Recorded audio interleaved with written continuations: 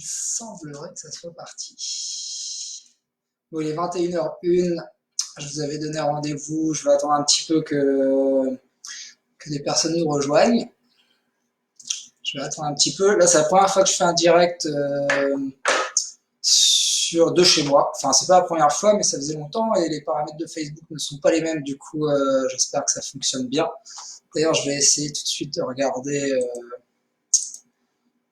ce que ça donne. Et ouais, d'accord, je vois mieux. Par contre, je vois pas comment ça se passe. Tac, tac, tac, je vois pas vos commentaires là. Est-ce que quelqu'un peut mettre un commentaire pour voir comment ça se passe?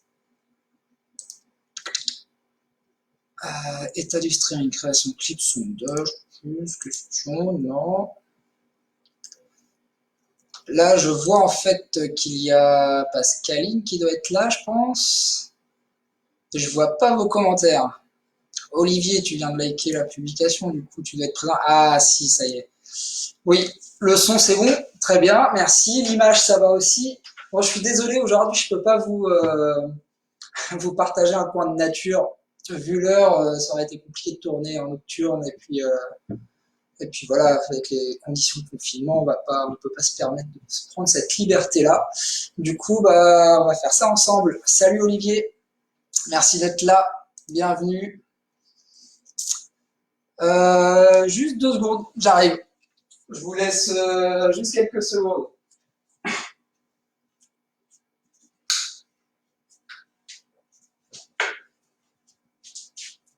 Hop.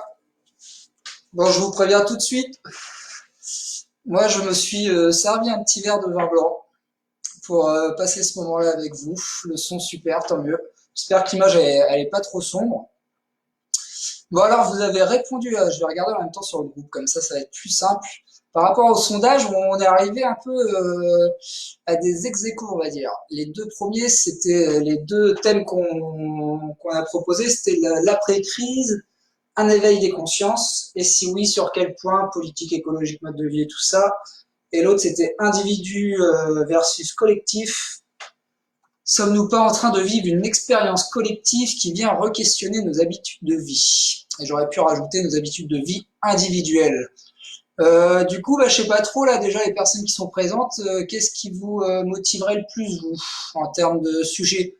Est-ce que on part sur un... Bon, après, je pense qu'on va peut-être pouvoir traiter les deux. Moi, j'ai rien préparé. Hein. Pour le coup, j'ai eu des idées de sujets. Après, j'ai deux trois idées, mais après, tu as raison. Non, j'ai pas été aux toilettes. J'aurais pas été aussi vite, Olivier. Mais ça aurait pu être ça. Surtout que j'étais un petit peu stressé avant de lancer le direct, je sais pas pourquoi. Enfin, j'ai toujours un petit peu le trac. Et je vais essayer de me détendre au fur et à mesure. Du coup, vous préférez qu'on parle de quoi? Du de, de l'opposition liberté individuelle, liberté collective, ou plutôt de l'après-crise pour commencer? J'attends de voir vos propositions. Alors, vous avez vu, moi, j'ai pas de verre à vin pour boire du vin. Je bois ça dans les, je sais pas si on appelle ça un verre à moutarde, un verre à table, un verre de table plutôt. Je vais essayer de pas trop boire parce que sinon après je vais dire n'importe quoi. Du coup, allez-y. Alors je sais pas si c'est spontané ou pas le après confinement. Toi tu proposes Pascaline? Bah bien vu que tu es la première à répondre, du coup on peut commencer par ça. Du coup le sujet exact c'était l'après-crise, un éveil des consciences. Sommes-nous pas en train de vivre une expérience? Ah non, c'était pas ça, je mélangeais les deux. Un éveil des consciences, et si oui, sur quel point? Si c'est plutôt politique et tout ça. Ok.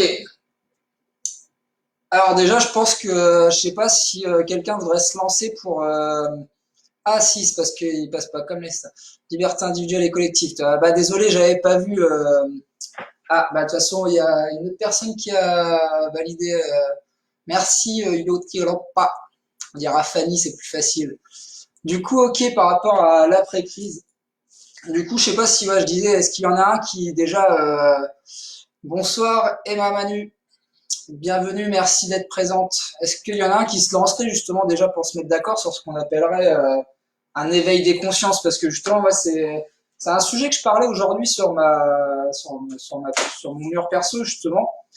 Sur les réseaux sociaux aujourd'hui, ou même l'information en règle générale dans les médias, on voit pas mal de choses passer, enfin on voit beaucoup d'informations, ça on l'a déjà dit, on est dans la surinformation, et on entend de plus en plus parler d'éveil des consciences et justement ce discours ambiant à se dire ah bah là on va bien comprendre on va prendre des leçons de ce qui se passe aujourd'hui et prendre conscience de certaines choses et il y aura un après. Et il y a une phrase aussi qui dit ça, c'est euh, il ne faut pas, enfin je sais plus exactement la phrase, mais c'est en gros il ne faut pas souhaiter un retour à la normale parce que la normale était néfaste déjà. Du coup, pensons un après différemment. Et ça, il est clair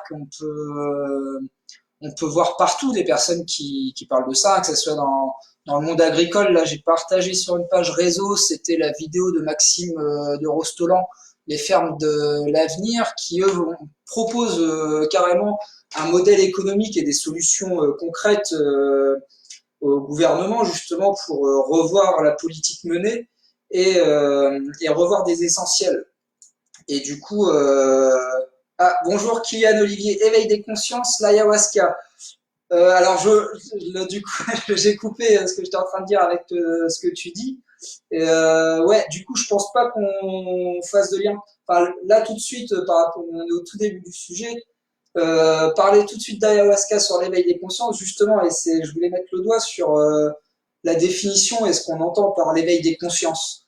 Et du coup, je sais plus ce que je disais là avant que je lise ton commentaire, Kylian, ou Olivier d'ailleurs, je sais pas. Mais en tout cas, aujourd'hui, il y a tellement d'informations et tout ça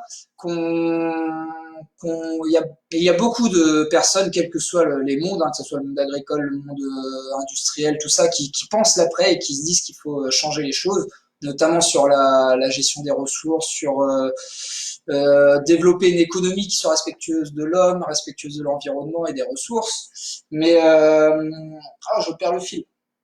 Mais pourquoi on disait ça là? L'éveil des consciences. Ah oui, et du coup, aujourd'hui, on se rend compte de pas mal de choses et on met éveil sur pas mal de situations. En fait, on l'utilise à tour de bras, cette notion d'éveil. Et pour moi, l'éveil, on est un peu plus dans la dimension spirituelle déjà, dans le monde spirituel. Et alors, c'est pas exclusivement au monde spirituel, mais aujourd'hui, ce que beaucoup peuvent parler d'éveil, pour moi, je le mets plus autour de conscience citoyenne ou d'éveil citoyen plutôt, ou par rapport notamment à la surinformation, où on peut avoir des informations qui vont argumenter dans un sens, et puis très rapidement tomber sur des contradicteurs qui vont développer une autre information, et du coup, on est un petit peu perdu dans le sens des choses et sur la véracité de l'information, sans compter aussi sur tout ce qui est salut Claire, sur ce qui est un peu ce qu'on appelle fake news, complotisme, conspirationnisme et tout ça. Tout ça, ça vient flouter un petit peu justement notre vision des choses. Et déjà, je pense que une des premières prises de conscience qu'on pourrait avoir aujourd'hui, alors je parle pas d'éveil, là, je parle de prise de conscience, c'est justement le fait qu'aujourd'hui le monde médiatique il est influencé, on a de fortes raisons de penser que justement les propriétaires de tous les médias, je sais plus, il y a 3 milliardaires qui détiennent je sais pas 8 médias sur 10 ou un truc comme ça, et notamment tous les médias mainstream, tout ça ça vient ça vient perturber notre jugement.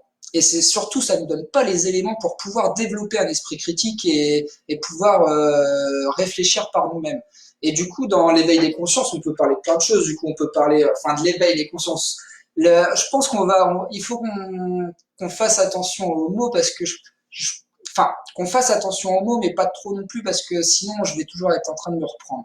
Alors, là, je vais regarder vos commentaires. Il y aura un après politique qui sera la suite des gilets jaunes, retraite, crise de l'hôpital et la crise actuelle cristallise tous ces sujets.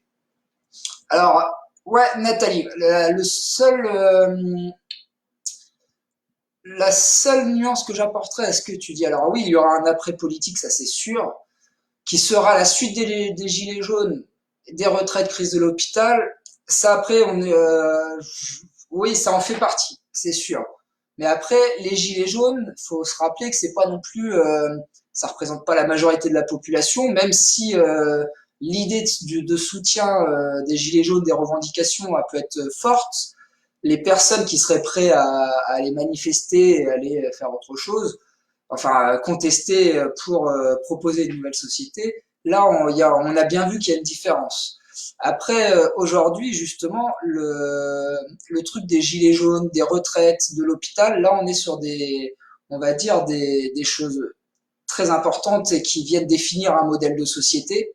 Et moi, je suis d'accord avec ce que tu dis, hein, il faut tout ce que les gilets jaunes ont mis en avant comme revendication, que ce soit le pouvoir d'achat, le fait d'avoir un modèle de société solidaire où on puisse avoir tous accès aux soins, à l'éducation, à l'enseignement, des choses comme ça. Tout ça, on est d'accord. Mais et la crise de l'hôpital aussi, on est sur des trucs plutôt sur des modèles de société. Mais là aujourd'hui, le truc du virus, je trouve que ça vient nous toucher différemment. Et justement, le virus, ça va être quelque chose qui va être commun à tous là pour le coup, parce que bah voilà, les retraites, les gilets jaunes, enfin le pouvoir d'achat et tout ça, la crise de l'hôpital, ça va concerner, on va dire, la population, la majorité de la population, ça c'est clair. Mais il y a toujours des personnes, les classes les plus aisées et tout ça, qui ne vont pas être concernées, qui c'est pas forcément leur logique d'acteur. Après, le virus, là, on est en plus sur un domaine, on n'est pas sur de la prise en charge du genre pouvoir d'achat et de ça, mais on est sur... et je me contredis en même temps que je parle, hein. Tout ça, c'est là où on voit que c'est pas préparé. Ce que j'allais dire, là, le virus, il nous met face à la mort. Mais en réalité, il nous met face à la mort directement, parce que si on est contaminé, on peut mourir directement. Et là, c'est très concret pour nous à comprendre. Que dans tout ce qui est politique et tout ça, ça concerne aussi la mort parce que forcément quand on n'a pas accès aux soins, quand on développe beaucoup de précarité, la pauvreté se développe, forcément il va y avoir des taux de mortalité plus importants parce que l'accès aux soins n'est pas le même pour tous et que du coup il y a des gens qui vont renoncer aux soins, il y a des gens qui vont pas se soigner, enfin il va y avoir plein de facteurs qui vont faire que, mais du coup on est en rapport avec la mort de manière indirecte et du coup c'est pas très concret pour nous quand on parlait de ça. Qu'avec le virus, là, ça a bien changé la donne quand même, je trouve. Je voulais juste dire ça. Je prends les commentaires. Si une partie de la population était déjà attentive à l'environnement, l'humain, le collectif avant. Je ne suis pas certaine que le confinement ait réellement changé la mentalité de l'autre partie en si peu de temps par contre. Cela dit, cette période vient mettre en lumière des choses et une envie collective d'un changement en ce sens. Ouais, je suis complètement d'accord sur ce que tu dis, Fanny, sur le fait que, et ça c'est important justement, que déjà avant tout ce qui se passait, même avant les Gilets jaunes, mais il y a déjà 20 ans, 30 ans, il y avait déjà des personnes attentives à l'environnement qui proposaient des solutions alternatives. La permaculture, par exemple, c'est pas quelque chose qui est tout nouveau, hein.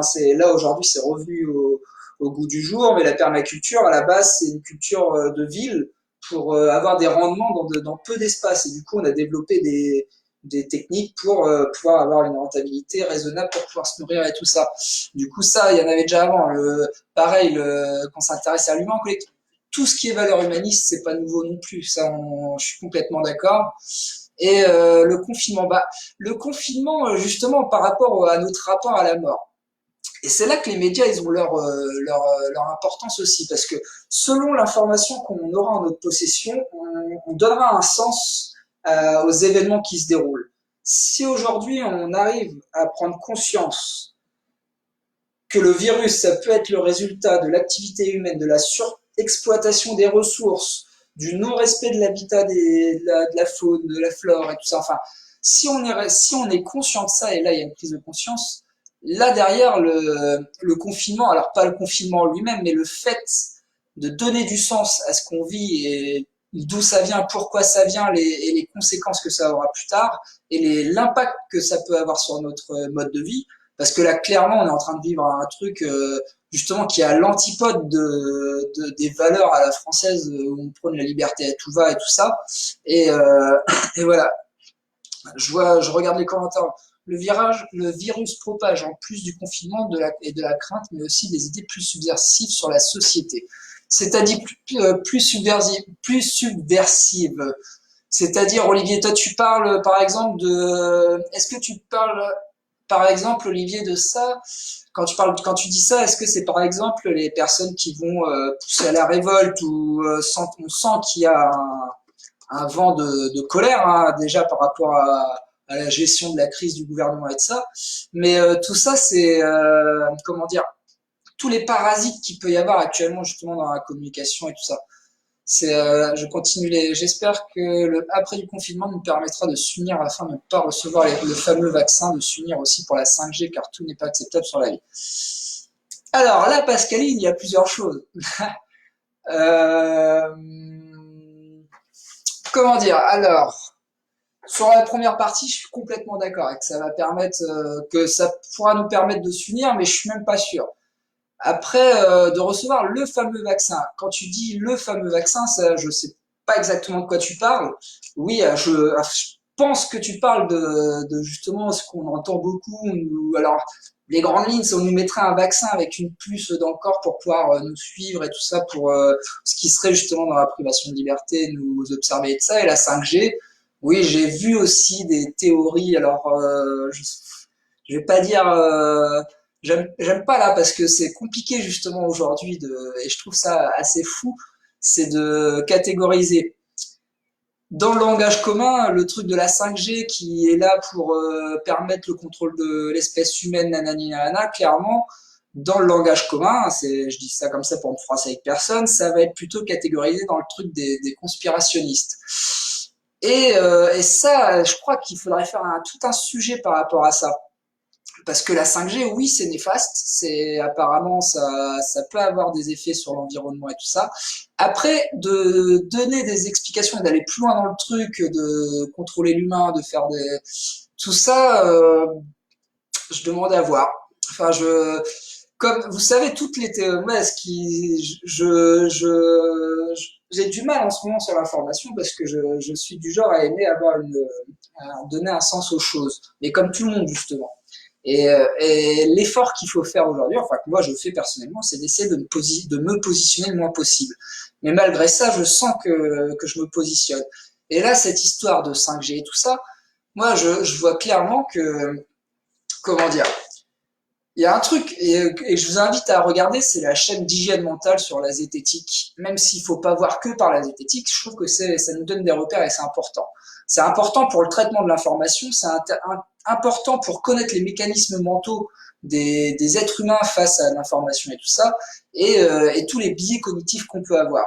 Aujourd'hui, quand on voit des théories, du coup, des hypothèses sur, tiens, il y a des antennes 5G, c'est fait pour ci, pour ça, nanana, nanana, et ben, c'est pas parce qu'un raisonnement est valable qu'il est juste ou qu'il est vrai. Tout simplement, on peut développer plein de raisonnements à partir. Un film de science-fiction, c'est quelque chose qui n'est pas réel. On part de quelque chose qu'on détricote et on va tenir un raisonnement autour du truc. Et c'est pas pour autant que vous êtes face à la réalité. C'est pas pour autant qu'il y a plein de choses qui. Enfin, du coup, tout ce qui est à moi, la 5G, oui, moi je suis contre, mais pas parce que ça va contrôler l'humain mais parce que déjà les 4G, les 3G, toutes les ondes qu'on nous envoie, bah, j'ai peur qu'on ne prenne pas le principe de précaution, à savoir qu'on ne connaisse pas les conséquences sur notre cerveau, les conséquences sur l'environnement, sur la vie, sur tout ça. Après, je n'irai pas plus loin dans les explications et je n'y mettrai pas la main à couper. Hein. Concernant ce virus, les vérités d'aujourd'hui sont démenties le lendemain. Comment savoir exactement? Bah ouais, Nathalie, je suis complètement d'accord avec toi. Hein. Mais c'est ça aussi le fait. Moi, j'ai noté un truc. J'ai noté que en fait, aujourd'hui, dans ces périodes-là, quand on voit des choses, on a des réactions naturelles qui arrivent. Et justement, dans la réaction de l'être humain et que par rapport au thème du groupe de la spiritualité, de l'éveil personnel, du développement personnel et tout ça, il y a des choses qu'on sait déjà. On sait par exemple que la relation qu'on a à nos émotions, elles sont importantes parce que dans les décisions, dans notre façon de penser, dans les choix qu'on va faire, ça peut influencer les choses. Et que les émotions, ils ont une part importante dans nos comportements et tout ça. Ensuite, on a aussi ce besoin de vouloir donner du sens, d'expliquer. On n'aime pas être dans le flou. Notre cerveau, il a besoin d'explications, il a besoin de comprendre. Et quitte à élaborer des scénarios ou à valider des choses sans aller les vérifier ou quoi que ce soit, bah ça, notre cerveau, il va faire ça parce que notre mental, on le sait dans son fonctionnement que lorsqu'on a envie d'entendre des choses, on les entend. Lorsque notre attention est plus portée sur certains sujets et tout ça, du coup, bah, notre attention va se focaliser plus facilement et s'arrêter sur des arguments qui vont aller dans ce sens-là parce qu'ils nous font plaisir, parce que ça nous conforte dans notre façon de penser et tout ça. Et tout ça, pour moi, on peut faire clairement du lien avec le développement personnel et même sur les mécanismes psychologiques et dans le mécanisme du déni, par exemple. Dans le déni, on voit bien que le déni, je peux pas vous donner exactement le truc, mais c'est quand il y a une réalité qui est tellement difficile à accepter qu'on va squeezer des informations, même si c'est quelque chose de rationnel qu'on nous dit et tout ça en face, on va squeezer des informations parce qu'on ne peut pas l'accepter, elle est trop difficilement acceptable, et du coup on va se créer un scénario qui va nous argumenter quelque chose en parallèle pour valider une autre hypothèse. Et surtout refouler l'idée de la vérité qui est trop difficile à accepter. Et du coup, aujourd'hui, il y a de ça qui se joue aussi comme dans ce que je disais avant, où on se crée des scénarios mentaux, mais aujourd'hui, c'est la porte ouverte avec les Raoult, là, aujourd'hui, il y a un nouveau médecin, là, le prix Nobel de 2008, et il y a plein de mécanismes qui se jouent là, le fait que les gars, ils aient une blouse blanche, que ça soit des médecins, le fait que nous, on soit en recherche d'un d'une figure qu'on peut croire sur parole comme ça parce que forcément nous on n'a pas les connaissances d'un épidémiologiste ou d'un virologue ou quoi que ce soit, et on est obligé à un moment donné de s'appuyer sur la croyance et sur la confiance en une personne. Mais par contre aujourd'hui, ce qui est compliqué, c'est que souvent, si on n'écoute pas, moi je préfère déjà écouter directement les experts qui parlent que les gens qui vont reporter, qui vont prendre deux phrases dans un truc ou qui vont faire un truc et qui vont bricoler pour faire de la propagande. Quand je dis de la propagande, c'est la propagande de leur propre pensée, quoi. Et aujourd'hui, ça c'est terrible. On le voit, mais partout sur les réseaux sociaux. Je crois que même les réseaux sociaux sont la vitrine de cette propagande individuelle qu'on fait chacun par rapport à ses propres pensées. Et on le voit bien qu'au niveau émotionnel, quand on parle de tout ça, que ça prend les tripes et que les gens, ils se divisent entre eux. Et ça, c'est très néfaste. Et justement, des gens qui se disent éveillés à comprendre plein de choses, à découvrir qu'on nous manipule, nanani, nanana. Et ces gens-là, ils vont tout de suite se remettre en tension avec d'autres personnes et du coup reproduire des choses comme ça. Alors, c'est là où je suis pas d'accord, où justement on parle d'éveil et que l'éveil, normalement, c'est plutôt s'ouvrir à l'autre, prendre conscience des choses et tout ça. Et là, tout de suite, les personnes, elles viennent se reconfronter à d'autres choses et elles viennent se renfermer sur elles-mêmes et se replier sur leurs propres hypothèses et ne plus accepter le questionnement de leur propre idée et ne même pas écouter l'argumentation contraire. Et alors qu'à la base, pour justement trouver une information fiable, là, l'exemple concret, c'est là, il y a 2, 3 jours, je vois des vidéos sur les hôpitaux vides. Et ça m'a posé question aussi à me dire, mais attends, comme là, c'est schizophrénique de se dire entre il y a une crise et on a peur pour notre vie, on se confine, on prive de notre liberté, on fait des choses. Et de l'autre côté, il y a des gars qui nous disent non mais il y a personne qui est mort du coronavirus, les hôpitaux sont vides, on nous ment, il y a pas de trucs comme ça. Attendez, il y a quand même un grand écart. Du coup, à un moment donné, quand je vois les gars qui mettent ça sur les hôpitaux, bah moi je vais questionner autour de moi, je vais chercher des informations et je vais chercher la contre-information aussi, voir les gars qui contredisent c'est quoi leur argumentation. Et clairement, après, on peut se faire un avis qui est beaucoup plus, euh, pas juste forcément, mais beaucoup plus légitime parce que on a l'argumentation, la contre-argumentation et qu'on a jugé pour une validité par rapport pas au truc et qu'on peut argumenter notre choix. Et là, ça c'est important dans la capacité à réfléchir par soi-même. Où là, quand on pose une idée et qu'on dit, moi je pense ça, bah pourquoi tu penses ça et donne-moi tes arguments, tes idées, ton raisonnement. Et à partir de là, tu peux développer ton idée personnelle. Pour moi, ça c'est pas grave parce que c'est un raisonnement et c'est là où on débat, où on va se confronter à des contre-argumentations, qu'on enrichit ses propres références et tout ça. Mais la personne qui vient dire, moi je t'argumente ça parce que moi je sais pas ça et que c'est le voisin qui est médecin qui m'a dit ça. D'ailleurs, je l'ai fait tout à l'heure. Mon voisin il est médecin, on en a parlé, je l'ai publié en tant que témoignage. Mais après, c'est pas une vérité en tant que soi. Je trouve que c'est intéressant de parler avec eux. Mais par contre, je vais pas, comment dire, je vais pas utiliser le médecin comme dire c'est parce qu'il est médecin que ça légitime ce que je vais te dire. Non, parce que le médecin, c'est une partie de tout ce que je vais te dire, une partie de l'argumentation. Et c'est là où c'est important d'avoir une capacité de penser par soi-même et de pas juste véhiculer de l'information. Parce que l'information, on la vérifie comment enfin, je trouve que c'est assez énervant. Enfin bref, ouais, il y a plein de commentaires.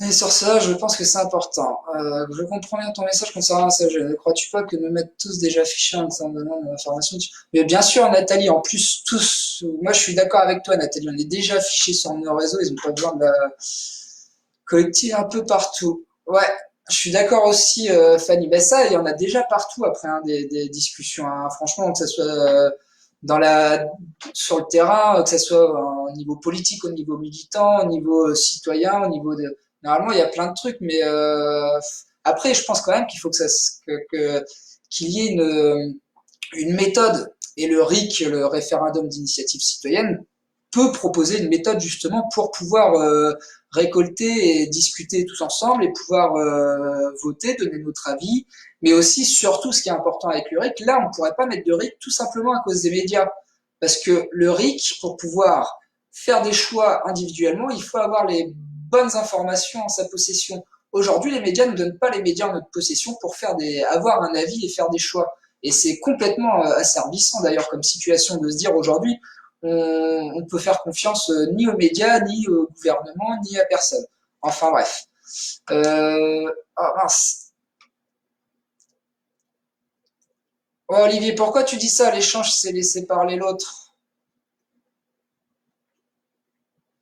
Pour les gens à réfléchir sur un sens communautaire. Ah, le temps du confinement est utilisé pour les gens à réfléchir sur un sens communautaire et aussi une idée révolutionnaire, bien sûr. Ouais, bah ça peut servir à ça. Là, justement, je pense que ce qu'on est avant de rentrer dans le confinement va aussi déterminer ce qui se joue pendant le confinement. Si avant tu es un citoyen hyper militant et tout ça, le fait de rentrer en confinement, ça va pas te faire changer et forcément tu vas rester mobilisé à essayer de développer des idées qui vont dans ce sens-là. Et après, à l'inverse, la personne qui est dans le développement personnel ou quoi que ce soit, le confinement, dans l'énergie dans laquelle il est quand il va rentrer en confinement, c'est la super opportunité peut-être pour faire une cure de méditation, faire une retraite de silence, faire des jeûnes, faire des choses comme ça. Du coup, ça, je pense que c'est pour ça que tout à l'heure, sur la question, quand on dit sommes-nous en train de... Ah oui, non, ça c'était l'autre sujet, mais sommes-nous en train de vivre une expérience collective déjà? Ça, mais on peut faire du lien sur l'éveil des consciences. Aujourd'hui, on ne peut pas dire qu'on vit de manière... On vit tous un confinement, mais on le vit pas tous de la même manière. Et on vit pas forcément les mêmes processus non plus, je pense. Si on n'entend pas l'autre. Bah oui, mais c'est ça le problème. Mais je pense que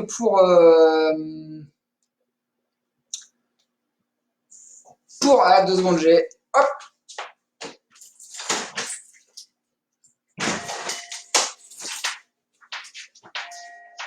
Mais je pense qu'il nous faut de la méthode hein, pour pouvoir nous aider à. Vous savez, comme quand on est dans une réunion d'équipe, par exemple.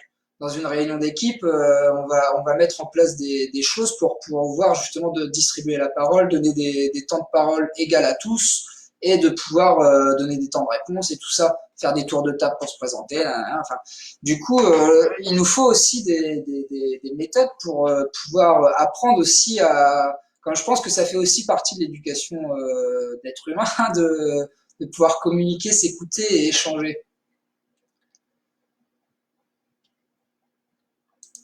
Ouais, Olivier. Mais après, Olivier, ça a aussi ses limites. Parce que justement, des fois, quand... Après, je pense qu'on ne peut pas discuter avec tout le monde, des fois. C'est assez compliqué. Ou sinon, il y a plusieurs postures. Ça dépend de la posture qu'on a. C'est soit on... Comme après, mais ça, c'est peut-être moi qui suis un petit peu schizophrène. Comme des fois, selon les personnes, quand je vois que la personne elle est sûre d'elle et que je lui ferai pas passer mon idée mais sans vouloir forcément lui imposer mon idée, mais au moins en parler et qu'il puisse l'entendre. Bah, des fois, je vais pas le faire et je vais plutôt être dans le questionnement, du coup.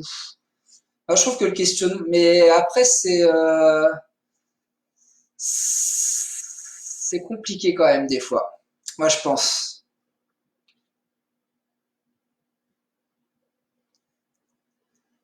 Pascaline, si bien évidemment, mais là, ils ont bien l'intention mondialement d'accélérer les choses, sachant que bah, justement, moi, je comprends pas pourquoi ça voudrait dire que les personnes, Pascaline, ils ont une intention de détruire l'humanité, du coup. Et ça, je vois pas trop le truc. Comme je me dis que si l'être humain il a un défi à relever, ce serait plutôt il serait plus en capacité de réguler sa population plus que de la détruire déjà. Et puis, je pense qu'il serait plus en train de chercher à essayer de nourrir tout le monde enfin, d'accueillir tout le monde correctement que d'en détruire. J'ai du mal avec cette idée de vouloir détruire l'homme, moi, Pascaline. Mais après, peut-être, hein, ça, j'en sais rien, mais le truc, c'est que moi, c'est l'intention volontaire de détruire. Après qu'il y ait de la négligence, qu'il y ait des choses comme ça c'est clair. Il y a des gens qui nous dirigent, qui s'en foutent de notre bien-être et qui s'en foutent de notre santé, et c'est ça. Mais après, c'est ça que j'arrive pas à. Après, je sais que dans le monde, mais pareil, c'est là où on est toujours proche des choses qui sont un peu, pour moi encore, hein, c'est personnel, mais qui pour moi me semblent un peu tirées par les cheveux. Et la vérité, c'est que entre l'intention de dire je veux détruire le monde et je veux baisser le nombre de personnes dans le monde, et le deuxième truc de se dire oui, il y a de la négligence, il y a des réseaux d'influence dans le monde, des logiques d'acteurs et tout ça, et que du coup, bah, il y a des personnes qui sont lésées, et que tout le monde s'en fout parce qu'il n'y a pas de conscience humaine et tout ça. Ça me paraît plus plausible que par négligence, on laisse le petit peuple, on va dire. Mais par contre, de détruire, de les pucer à travers un vaccin, de vouloir les modifier dans leur cerveau par les ondes et tout ça, enfin, tout ça, moi personnellement, j'ai un petit peu de mal. Ouais, je suis assez d'accord avec toi, Esmeralda. Bien que ça soit facile à dire, des fois, quand on a une personnalité qui accroche les choses, j'ai du mal. Moi, je sais que ça, c'est un point clairement que j'ai dû travailler personnellement, le truc de défendre une idée, et encore aujourd'hui, hein, je suis assez humble pour le dire, mais quand j'ai une idée, des fois, je peux m'accrocher avec les autres personnes, et c'est ce qui est dommage, comme le processus, il se joue après, parce que après avoir discuté avec la personne, enfin la personne, je vais pouvoir être dans l'attention avec elle, et 2, 3 jours après, j'ai conscience de ce que la discussion m'a apporté et de la posture que j'aurais dû tenir à la place. Mais en même temps, si j'avais tenu cette posture, peut-être que le gars, il m'aurait pas tenu le même discours et que j'aurais pas appris les mêmes choses. Du coup, après, c'est vrai moi, en tout cas, j'essaie de travailler dessus pour éviter de rester sur une idée fixe et d'être dans le dogme, et d'essayer de rester ouvert un maximum.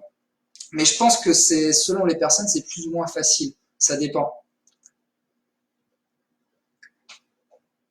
Ouais, enfin, là, Olivier, par rapport à ce que tu dis à Esmeralda, ouais, moi, je pense que c'est bah, des fois, il y a des interactions qui passent pas. Après, je sais pas, il n'y a pas de faute forcément à quelqu'un ou à.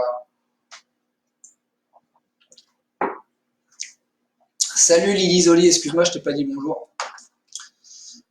Du coup, ouais, Pascaline. Après, on va pas faire un cas là-dessus, mais enfin mais je trouve que c'est important comme ça participe quand même à notre souffrance psychique, on va dire, le fait des informations et tout ça, et parce que je pense qu'on est dans cette situation où on ne sait pas.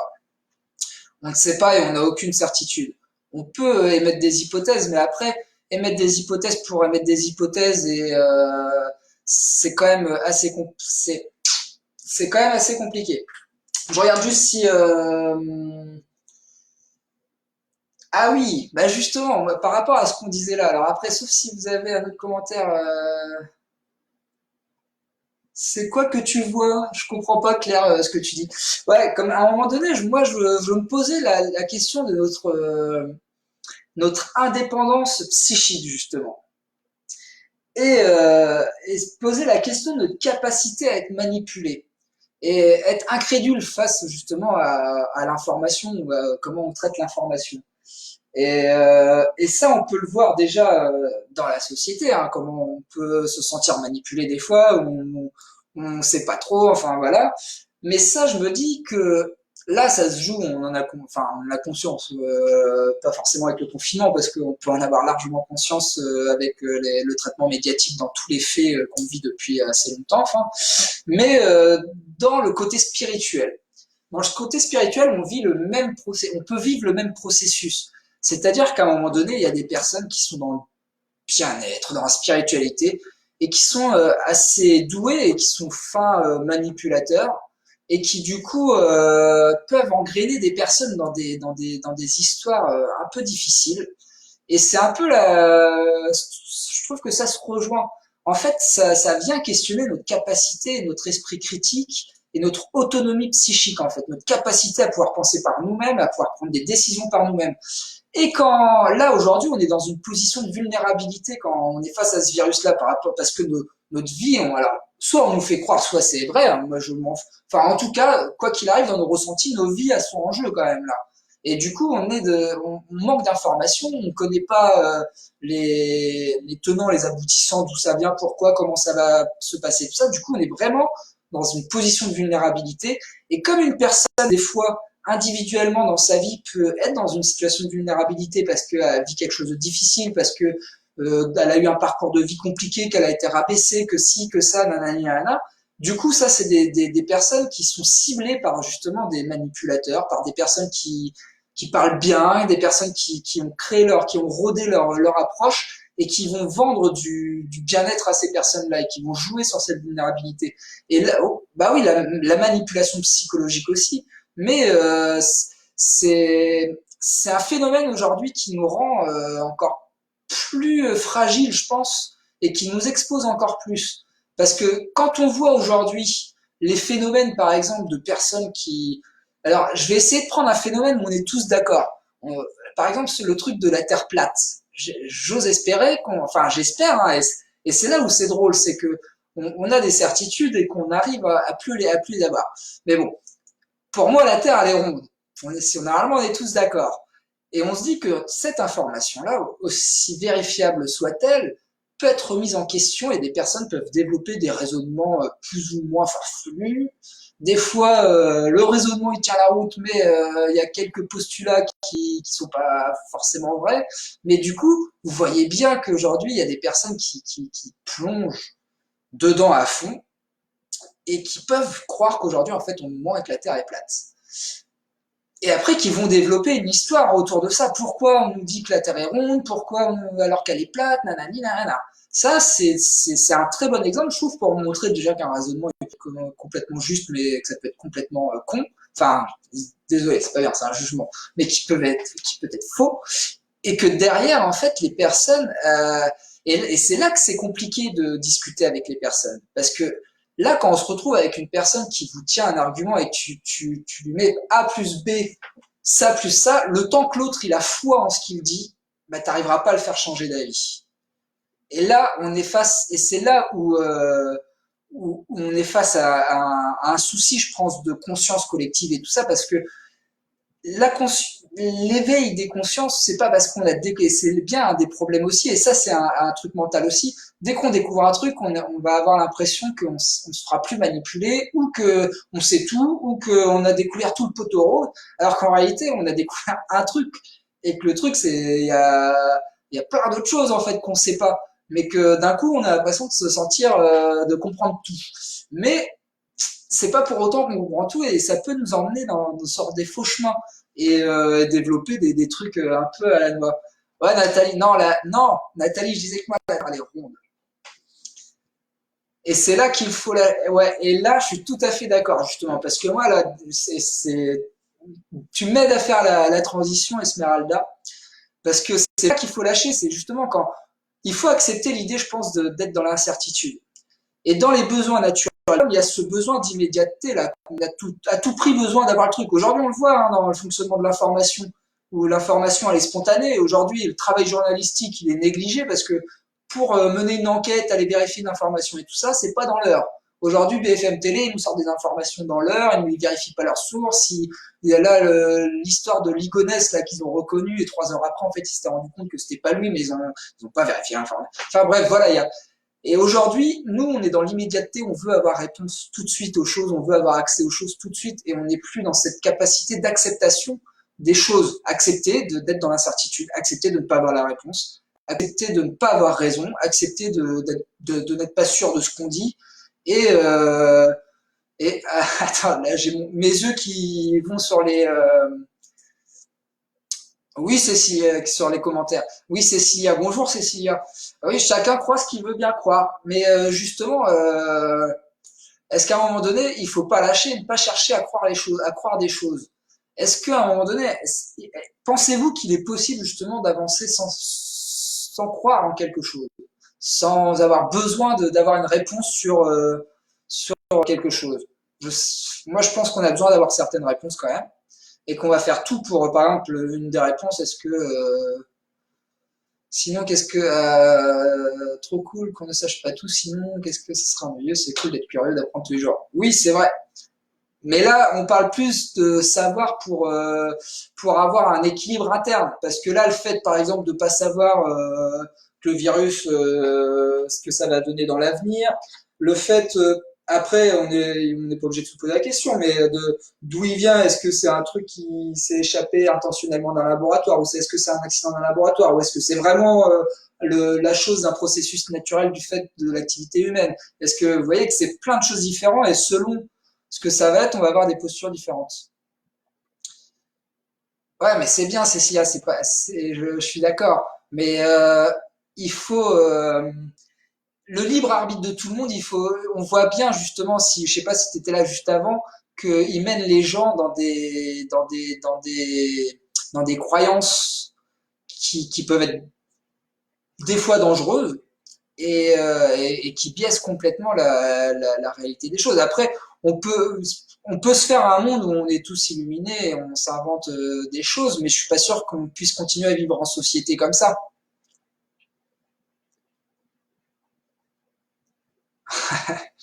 Attendez, je vais monter sur. J'ai dû louper les commentaires là. Voilà. Alors Claire, sur ta capacité à être seule, qu'est-ce que tu parles? Alors, nanana. Comme après, justement, là, pour rebondir sur ce que tu disais, Cécilia, comme après, il faut, comment dire,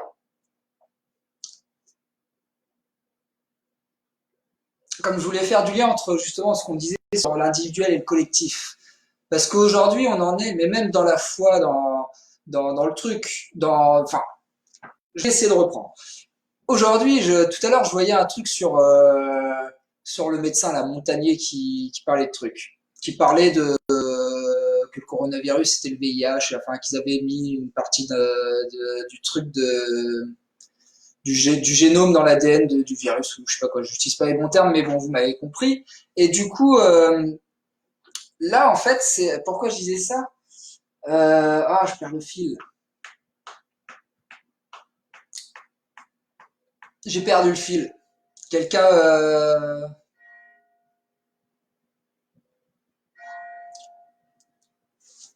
Ouais, Cécilia, je lisais ton truc, mais là, on était plus sur l'éveil des consciences sur l'après-crise. Après, oui, ça, c'est justement ce qu'aurait pu permettre le travail de confinement, et c'est bien que tu le fasses actuellement, justement. Mais ça, c'est le travail, justement, quand on est, enfin, sur le groupe, je pense que beaucoup de personnes essayent de faire, qu'on a tous cette intention de faire. Et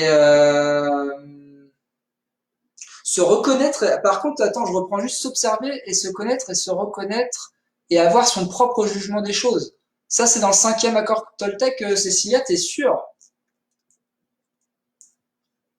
Je me rappelle pas de juste le dernier truc, là, avoir son propre jugement des choses. Juste ça que j'aimerais bien regarder vite fait. Ça me dérange pas, je regarde juste l'information.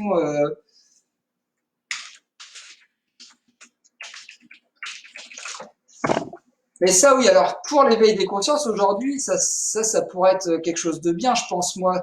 Si déjà même ce que tu disais, Cécilia, hein, sur le travail, se connaître, soit s'observer, se connaître.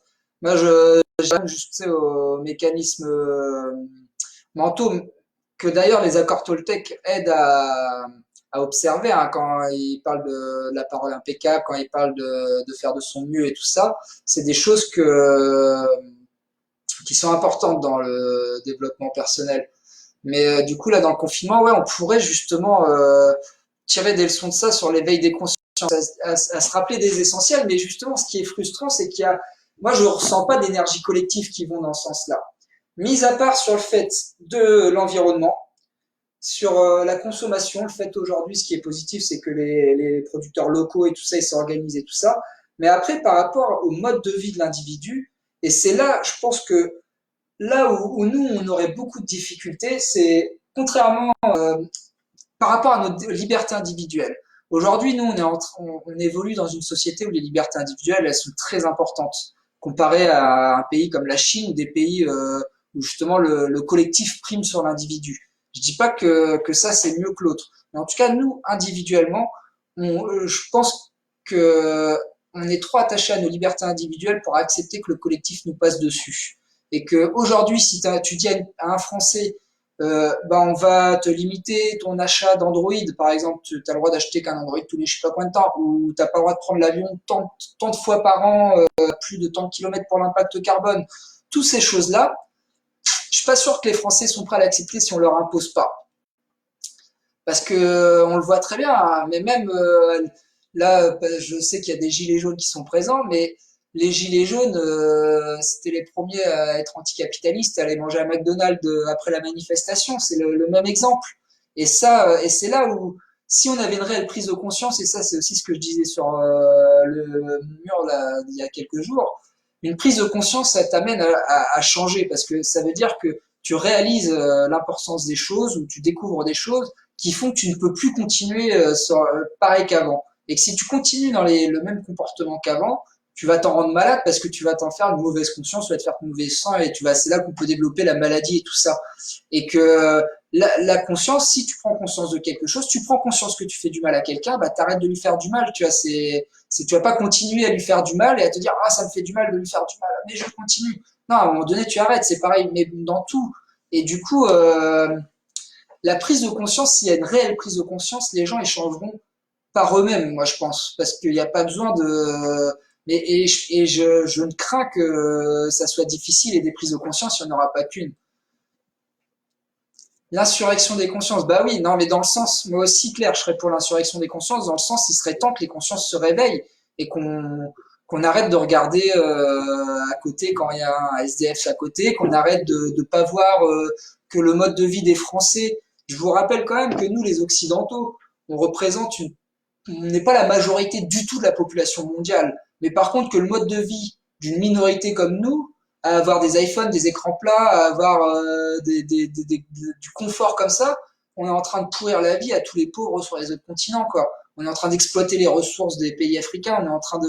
Et ça, si on avait conscience, réellement, bah, on n'aurait pas d'écran plat, on n'aurait pas d'iPhone, on n'aurait pas notre vie. Après, tout de suite, on va avoir notre petite voix qui va dire, oui, on va pas aller dans l'excès. Ben si, normalement, moi je pense réellement que si on avait une réelle prise de conscience, on changerait nos modes de vie et on serait plus sobre dans notre façon de vivre. On arrêterait d'acheter 10 pantalons par mois, on arrêterait de faire toutes ces choses-là. On arrêterait de consommer à outrance. Je crois qu'il se passe quelque chose chez nos concitoyens, mais qu'on ne peut pas encore s'en rendre compte à cause du confinement. C'est-à-dire, ah ouais, Claire, j'aurais bien savoir. Moi, à part, franchement, là sur les réseaux sociaux en ce moment, à part de la haine et de la colère, je vois pas grand-chose de constructif et de positif, moi. Et oui, des fois, il faut aller sur les groupes un peu plus positifs, quoi. Mais ceux-là que je vois tourner un petit peu en ce moment sur mon fil d'actualité, je trouve que ça alimente beaucoup la haine, ça alimente la division, et voilà. Ouais, ça, je suis d'accord. Et Guillaume aussi, je suis d'accord. Tout à l'heure, tu disais, ouais, la sobriété heureuse, ça c'est Rabbi qui dit ça, je crois, Cécilia. Guillaume, tu disais, il faut lâcher notre ego et faire confiance à Jésus. Ah, toi, c'est parce que tu es dans la croyance catholique. Croire en Jésus ou croire. moi, après, tu vois, je veux croire en quelque chose de positif. Toi, tout à l'heure, on parlait de croire aux médecins parce qu'on est obligé de leur faire croire, mais on n'est pas dans le même niveau de croyance là quand on parle d'une religion et quand on parle de croire au discours d'un scientifique ou quoi que ce soit. Mais après, la croyance, ouais, à partir du moment que la croyance elle est positive, qu'elle nous fait aller vers l'autre, qu'elle nous permette l'ouverture, le respect, la bienveillance, moi, après, qu'elle vienne de Jésus, d'Allah, de n'importe qui, moi, ça me fait pas grand-chose. Enfin, après, c'est que des mots. Mais après, il faut, je crois que, et c'est là où il faut passer et je pense que ça allait dans le sens aussi d'Esmeralda et tout ça, qu'il faut passer du mental faut lâcher le mental à un moment donné, à lâcher notre raison et aller dans nos ressentis, dans nos perceptions. Et aussi venir se réancrer dans le moment présent, ça peut nous aider parce que quand on vient se réinscrire quand on a une qualité de présence plus importante dans les choses qu'on est en train de faire, notre dialogue intérieur il se calme et du coup on est beaucoup moins en train de ruminer, de penser, de chercher des trucs et tout ça. Et après d'être dans le ressenti, dans les perceptions, c'est tout simplement quand on est attentif à la vie et à ce qu'on vit et qu'on est pleinement dans ce qu'on fait et qu'on prend du plaisir avec les autres et à être dans le partage et à s'orienter vers des actes comme ça, hein, parce on choisit aussi les actes qu'on fait. Et du coup, bah, ça nous fait être heureux. Et c'est là que justement, toutes ces histoires après qui sont tellement abstraites et fictives, hein, parce qu'elles sont fictives dans le sens où on peut pas en vérifier la véracité ou quoi que ce soit, bah que, en fait, on s'en fout, on n'a pas besoin de ça pour vivre en réalité. Et que même dans le confinement, quand on arrive à se retrouver un équilibre, à sortir une heure, à faire des choses, on fait quand même des rencontres, même si elles sont à distance et tout ça, on discute, bah, la qualité des interactions, elle est nettement meilleure aujourd'hui, je trouve, que lorsqu'on était tous la tête dans le guidon dans notre quotidien. Aujourd'hui, le confinement, il nous a juste un petit peu stoppé, il nous a sorti la tête de l'eau un petit peu et on se regarde dans la rue, on se rediscute, on est là, ça fait du bien de pouvoir parler avec quelqu'un, même si on n'a pas grand chose à se dire, on va le faire. Et le principal, c'est que derrière, dans le ressenti, on va pas commencer à intellectualiser, à dire oh c'était intéressant, j'ai rencontré la personne, c'est bien, je lui ai apporté ça, m'a apporté ça, ça on s'en fout. C'est le ressenti qu'on a derrière. Enfin on s'en fout, non, on peut le dire, mais c'est pas le plus important. Le plus important, c'est le ressenti qu'on va en garder de l'interaction positive et de la trace que la personne nous aura laissée et que l'interaction aura généré. Jésus n'est pas fictif. Oh, fais pas de débat sur Jésus, Guillaume, s'il te plaît. Dans le changement de monde. Ouais, bah il y a plusieurs. Bah, non, je crois que dans l'hindouisme, c'était un petit peu plus tôt hein, le changement. Vous savez, dans l'hindouisme, il y a la roue de la vie avec les quatre grands cycles, quatre grandes ères. Et dans l'hindouisme, on est censé changer, on a changé ou on est en train de changer, ou on va changer, je sais pas, de cycle et qui du coup perdent de repères, des changements et tout ça. Euh, alors oui, dans un changement de monde, Jésus, c'est au-delà de la religion, c'est ce que ça veut dire. Ouais, bah c'est un peu l'idée, ouais. Ça n'est pas ça de bloquer sur l'idée de l'avatar de la religion, mais sur l'idée de fond. Ouais, ouais, c'est un peu ce que je disais, Fanny, ouais. Et, euh, et du coup, alors, changement de monde. Est-ce que, par exemple, aujourd'hui, clairement, qu'est-ce qui pourrait nous aider à nous sentir mieux dans notre monde?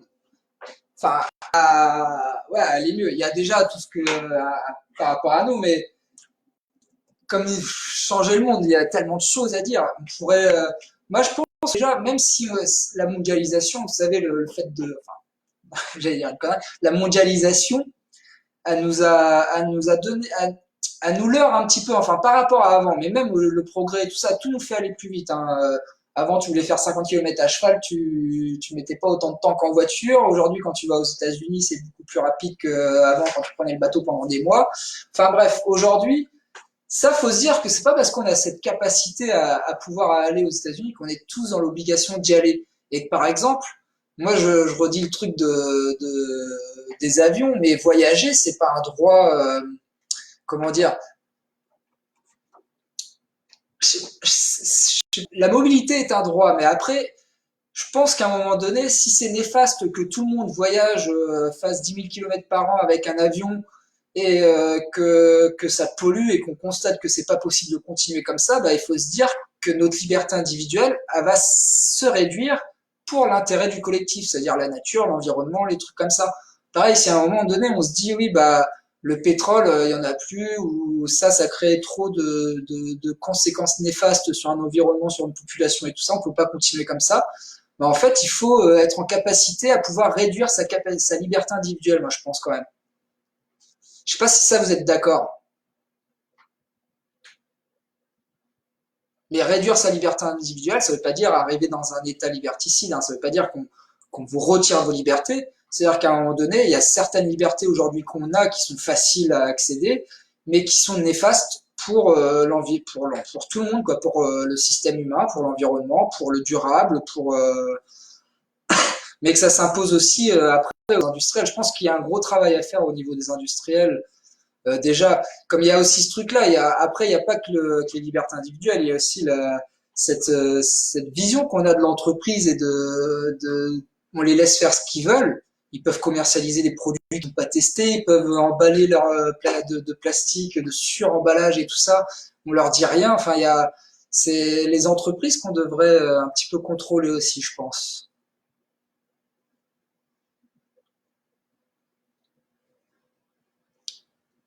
Tu souhaites quoi comme changement clair? Dis-nous tout. J'essaie de remonter voir un Messie, c'est un messager. Ah, il y a un petit débat sur Jésus qui se fait entre. Ah, attendez, je voulais voir aussi, est-ce que c'est possible de. Est-ce que je fais ça? C'est quoi un message? Tac. Le mot liberté n'est pas exact. Peut-être, Esmeralda. Qu'est-ce que tu nous proposes donc? Qu'est-ce qu'on pourrait dire dans l'utilisation que j'en fais, tu veux dire, c'est ça? Est-ce qu'à un moment donné, on va être obligé de réduire nos libertés individuelles telles qu'on les connaît aujourd'hui? Qu'est-ce que tu mettrais, et les autres, si vous pouvez...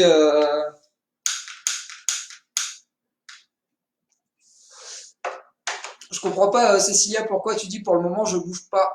Ah, j'ai dû louper des commentaires où... Alors Claire, pour la colère gronde et les gens ont envie que ça change. Moi je suis d'accord sur les gens, ils ont envie que ça change. Les gens ils sont en colère, oui et non. J'ai l'impression que c'est les gens qu'on connaît nous et il y a certaines niches où il y a des personnes qui sont en colère. Ça c'est clair. Par contre, c'est pas du tout représentatif de la majorité de la population et c'est là où moi enfin, j'ai l'impression en étant le confinement, ça nous fait sortir aussi de nos cercles qu'on pouvait avoir avant et tout ça. Enfin, là, pendant un an, moi, par exemple, j'étais très proche du mouvement. Enfin, je suis gilet jaune dans le mouvement des gilets jaunes, et en étant dans le mouvement, du coup, je voyais j'avais du mal à m'extraire de la chose pour voir ce qui se passait. Je faisais des généralités en fait de mon propre spectre. Et du coup, de discuter avec des gens qui sont pas du tout dans ce délire-là et qui ont d'autres choses en tête, bah eux, ils sont pas en colère, hein. Enfin, ils sont en colère. On peut dire en colère, ils sont pas contents de ce qui se passe. Ils nous disent oui, on sait que l'information est manipulée, oui, ça, si, ça, si. Mais je pense qu'ils sont, ils trouvent un certain équilibre dans leur vie, ou je sais pas, où ils sont résignés. Je sais pas trop justement le sens qu'il faut y mettre sur la non-réaction des personnes. Oui, je sais, Olivier, pour le débat sur Jésus. 3 heures pour la graine, 3 heures, 3 heures. Ah, ça, c'est bien. 3 heures pour soi et 9 heures pour dormir. C'est cool, ça, ce truc-là, ce concept des 3 heures. Comme ça, moi, ça me fait penser à un truc, c'était quand je parlais un jour de citoyenneté avec une personne, et il me disait, on devrait nous imposer dans nos heures de travail, justement, des heures de citoyenneté. Ça veut dire qu'à un moment donné, par exemple, si on met en place des référendums pour nous demander notre avis sur des questions, bah, qu'on ait une heure de dégagé, ou je sais pas combien, sur notre temps de travail, pour aller exercer notre droit citoyen et le favoriser aussi. C'est surtout ça le truc, c'est qu'aujourd'hui, les gens, ils sont, enfin là, on voit, il y a eu 40%, bah, heureusement qu'il n'y a pas eu plus de participation au premier tour des municipales. Moi, je n'y ai pas été parce que je trouvais que c'était dangereux. Et apparemment, il y a eu quand même, ça a quand même participé à propager le virus. Il y a même eu des maires hein, qui sont décédés, des conseils municipaux qui sont un peu aussi décimés. Mais en tout cas, l'idée de pouvoir exercer sa citoyenneté et même, je pense, quand on attend 3 heures pour la collectivité, ouais, bah voilà, développer aussi des heures pour aider l'autre, quoi. Enfin, pour les associations, pour les choses comme ça. 3 heures pour la vie citoyenne, c'est ça. Ouais, bah on est dans cette idée-là, c'est pas mal. Après, quand t'es parent, 3 heures pour soi, des fois sont difficiles à avoir. Ou ils sont après 20h30 quand les enfants sont couchés. Et ouais, ça, je trouve que c'est une bonne idée, Claire. Tu pourrais écrire un livre hein, avec ce concept-là. La règle des trois. La règle des 3 heures. De chacun, c'est ses choix la responsabilité de chacun, c'est ses choix en conscience. Tout en sachant qu'on a tous des niveaux de conscience différents, des niveaux de... Tu sais, des fois, quand on entend parler certaines personnes qui... Bah après, c'est pas la majorité, heureusement, hein, mais qui parlent de choses qui pourraient être très violentes aujourd'hui hein, si elles étaient au pouvoir et qu'on ferait confiance à leur conscience. Hein. Il y a des personnes qui nous brimeraient dans notre façon de penser. Si tu penses pas comme eux, ça serait très, très totalitaire. Hein.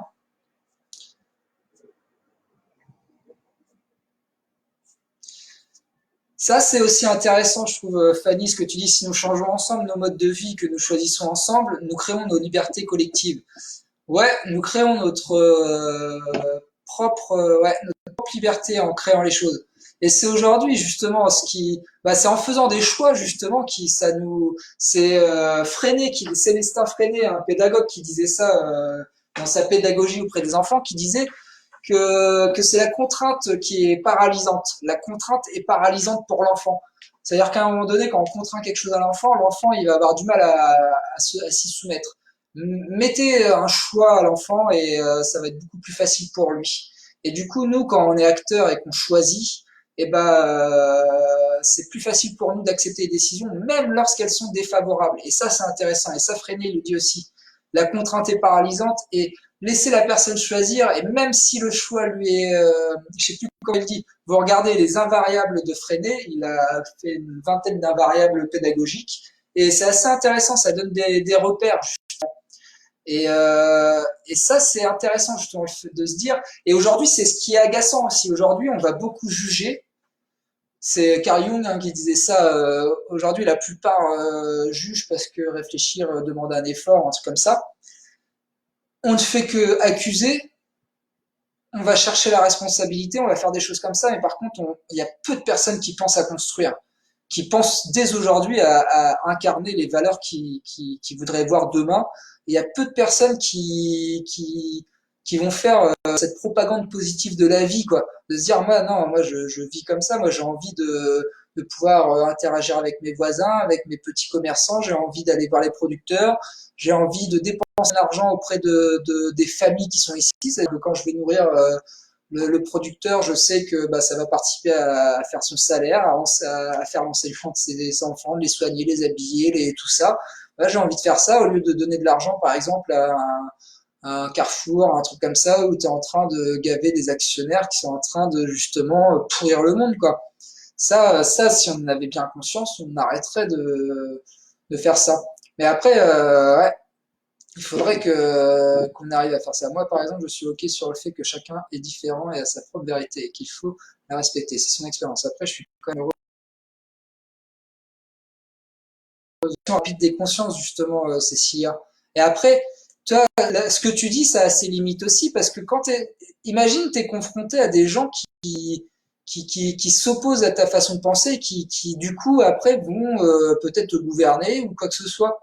À un moment donné, on est aussi après, ce que tu dis, ouais, là où je te rejoins, c'est là où on est différent, mais des fois, il y a des personnes qui sont quand même, et c'est pas pour rien de toute façon que la loi existe et tout ça. À un moment donné, c'est dans la nature humaine qu'il y a des personnes qui, après, je dis pas que c'est justifié ou pas, hein, enfin, sur les causes de pourquoi ils font ça et de ça. Il y a des criminels, il y a des personnes qui veulent du mal, qui sont mal intentionnées. Et ces personnes-là, non, on peut pas les laisser se développer. Euh, on peut pas permettre à quelqu'un de faire de la propagande de la haine et de vouloir, je sais pas, ou avoir enfin, non, moi, j'ai du mal avec cette idée-là. Du coup, oui, il faut accepter les différences et tout ça, bien sûr, mais pas, il y a des choses qui sont des fois pas acceptables, hein. Enfin, en tout cas, j'ai du mal à accepter.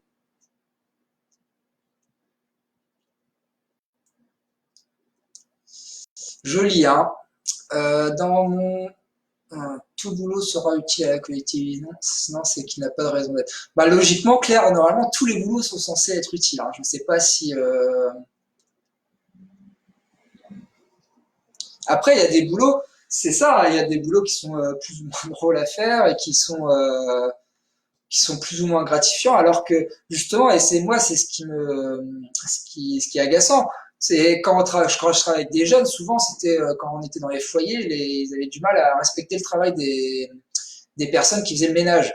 Et du coup, ça c'est énervant parce on sent dans le discours des jeunes la connotation négative qu'ils ont vis-à-vis de ces personnes-là, alors que qu'en réalité, c'est tout le travail, c'est de leur dire, mais attendez les gars, vous avez vu comment ça serait si les dames elles étaient pas là pour nettoyer et vous croyez le courage qu'elle a de nettoyer les merdes des autres, quoi. C'est même pas, elle nettoie pas sa maison, elle nettoie votre maison, là. Et vous êtes irrespectueux. Et ça, aujourd'hui, il y a plein de...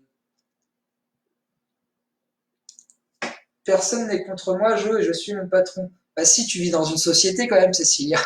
T'as des contraintes. Enfin, un petit peu, hein, quand même. Mais après, oui, on est... Ne serait-ce que, tu sais, après, même si on sait que le jugement des autres, il faut pas vivre. C'est là où je vais nuancer. On dit ouais, on s'en fout du jugement des autres. C'est pas on s'en fout du jugement des autres, comme il faut vivre avec le jugement des autres. Mais le contrôle social, la régulation sociale qu'elle se fait, elle s'applique à toi comme à moi, comme à tout le monde, qu'on choisisse ou pas. Même si on fait l'effort de regagner en pouvoir et d'être acteur un maximum de sa vie, il faut aussi avoir conscience qu'on vit avec les autres et qu'on vit en fonction des autres aussi. L'idée de croire qu'on vit que pour soi, moi j'y crois pas, hein, personnellement. Guillaume, réponse à Guillaume. Ouais, Guillaume, il disait, toi, t'étais plus par rapport à. Mais vas-y, Guillaume, explique-nous. Du coup, tu nous parles de se retrouver face à Dieu et tout ça, mais dans quelle mesure tu crois qu'aujourd'hui, la situation actuelle, elle pourrait favoriser le fait que qu'on ait. Alors peut-être, je sais pas si on peut utiliser que le mot Dieu, mais justement d'avoir foi en quelque chose de supérieur à nous et qui nous bah, tu tiens bien le vin, j'ai bu qu'un verre, Claire, je suis pas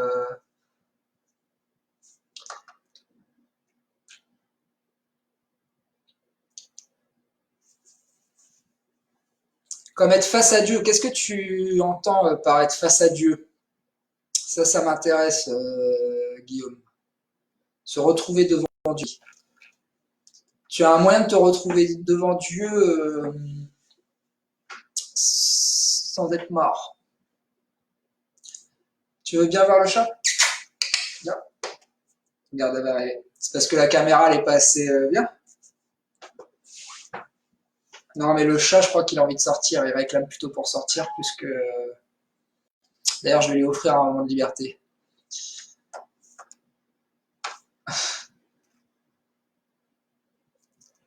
Je voulais développer un autre truc là tout à l'heure quand j'ai vu un commentaire, mais je vois plus. C'était où? Ouais, les métiers. Ah oui, c'était par rapport à. Pourquoi je pensais à ça? Ah oui, qu'aujourd'hui on avait du mal à croire en toutes les choses, même par rapport à la période où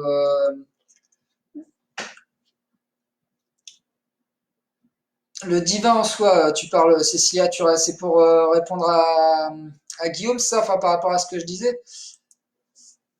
Bah, il faudrait réussir à. Ouais. Après, il faut. Moi, j'aime. Ouais. Il faut des mots sur ça, le divin en soi.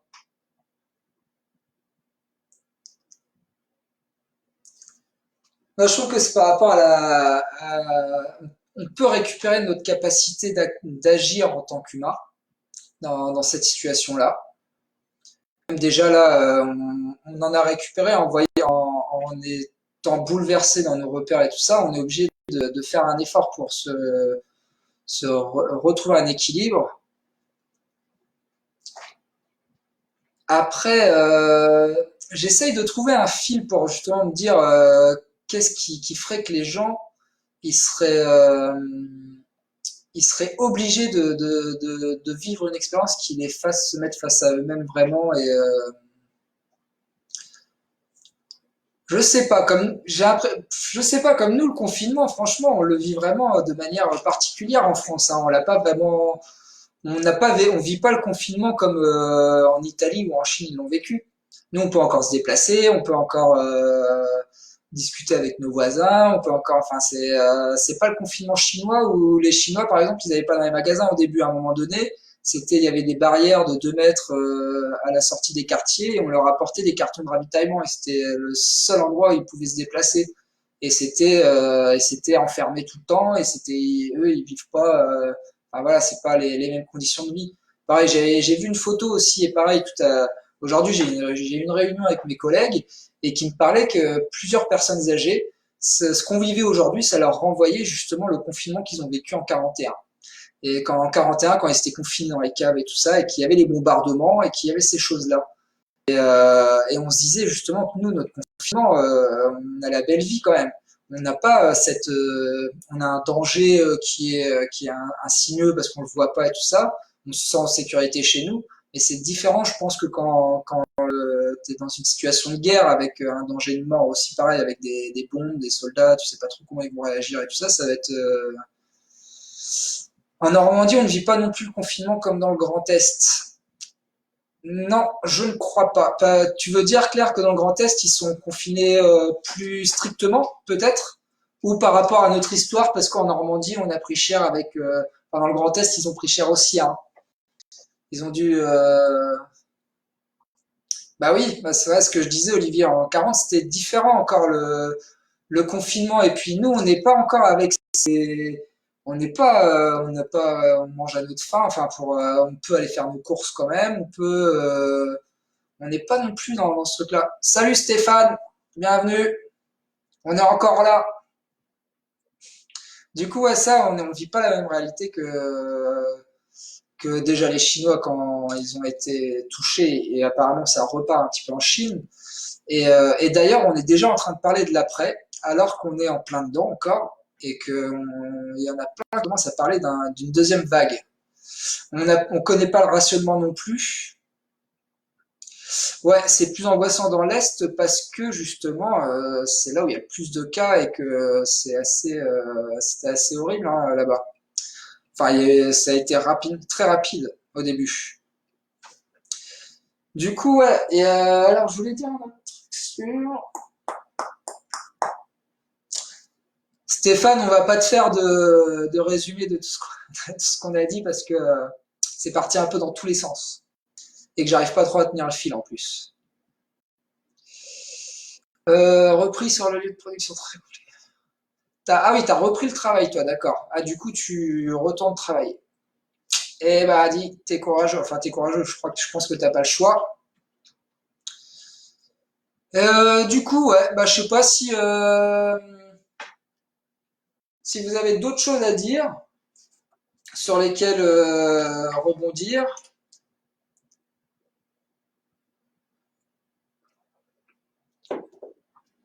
Claire, je pense que Stéphane, il a repris le travail en fait. Et qu'il a dû, avant il était en télétravail et que maintenant il doit...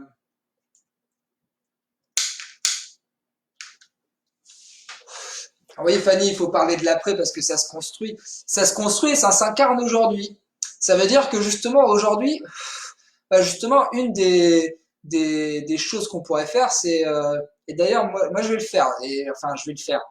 Et, dans la limite des choses, mais c'est... d'aller un maximum acheter au local. Moi, je vais encore dans les supermarchés pour certains produits et tout ça, mais je pense que je vais me forcer maintenant aller chercher que le nécessaire en supermarché, enfin que les trucs style, encore j'allais dire les sinon papier toilette, par exemple. Le fameux papier toilette sur lequel tout le monde s'est rué, et encore bien que voilà. Ah oui, Stéphane, toi du coup tu retravailles et du coup dans le contexte t'es obligé de porter le masque. Et, euh, et Claire, elle te questionne, hein, qu'est-ce qui est fatigant? Ouais, après, c'est de reprendre le rythme du travail, je pense, qui doit être fatigant aussi. Ça doit faire bizarre là, de repartir du jour au lendemain, de se remettre 7 heures au travail à l'extérieur, de reprendre ça. Moi, aujourd'hui, j'ai conduit plus que d'habitude. Enfin, j'ai conduit et ça faisait, mis à part hier où j'ai pris la voiture un quart d'heure, mais j'ai conduit plus de kilomètres et ça m'a fait bizarre. En fait, je sentais que j'appréhendais pas ma voiture de la même manière et j'avais enfin, fallait que je sois plus concentré et pas faire de bêtises. Et du coup, tout ça, ça va être particulier aussi de reprendre le rythme et de réinteragir avec les personnes. Pareil, ouais, enfin, ouais, il y a plein de choses comme ça. Le manque de contact, la bise, les distances, non la respiration. Ah ouais, bah oui, bah ça en fait partie aussi, ouais, des trucs, des changements qu'on se disait qu'il allait peut-être avoir après. Moi, je sais que tout à l'heure, bon après c'est une personne que je fréquente, mais j'ai serré la main à quelqu'un instinctivement. Ça faisait très longtemps que je m'étais retrouvé dans cette situation sociale. Et au début, il m'a fait oh non. Et du coup, on s'est dit bah ouais, en même temps, on est un peu comme un même foyer parce que mon fils il circule aussi entre les deux maisons. Du coup, on commence à intérioriser ces gestes barrières, mais en même temps, il commence à, enfin moi ça m'a perturbé un petit peu. Ah, Olivier, toi, tu es contaminé par le Covid. J'avais oublié cette info.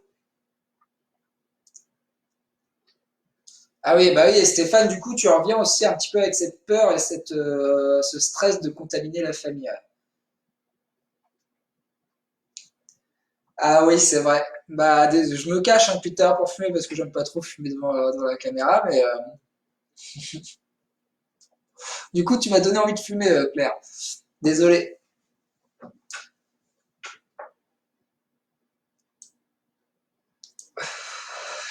Du coup, ouais, ça va changer aussi après.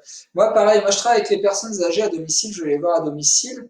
Et normalement, on va aussi avec des groupes sur des lieux publics, ça on peut pas le faire, c'est clair.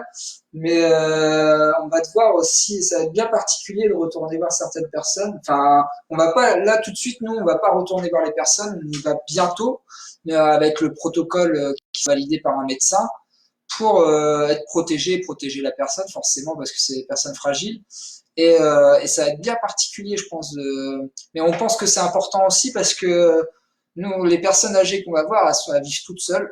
Et du coup, c'est des personnes qui ont très peu de contact humain. Et ça, on se rend compte que là, après 4 semaines de confinement, bah, le moral, il commence à baisser pour certains. On sent qu'au téléphone, on passe beaucoup plus de temps avec elles et que ça les questionne et qu'elles s'interrogent de plus en plus et que la peur, elle augmente aussi, alors qu'au début, elle n'y était pas. Depuis 3 semaines, toi, Olivier, t'es... D'accord, bah tant mieux si elle est sous forme bénigne. Nous, plusieurs nous réveillés à 3h30 et 4h du matin depuis 3 jours. Et vous? Toi, Stéphane, tu te réveilles en pleine nuit? Non, moi, je dors bien. Moi, je me réveille pas trop tard, mais ça va. Pas de problème. Est-ce qu'il y en a d'autres qui ont du mal à dormir en ce moment, Stéphane? Il demande. Là, je pense que vous voyez, mais ouais, bah Olivier, j'espère aussi que bah, normalement, ça, si c'est sous la forme bénigne, ça devrait aller. Tu devrais continuer à la développer sous la forme bénigne et ça devrait aller au mieux, tant mieux. Heureusement, ouais, j'ai des connaissances qui l'ont eu, c'était moins drôle apparemment, hein. Ils ont eu beaucoup de fatigue, des grosses fièvres. Pareil depuis un mois et demi. Oh là- Ah oui, toi tu travailles aussi du coup, Olivier. Hmm.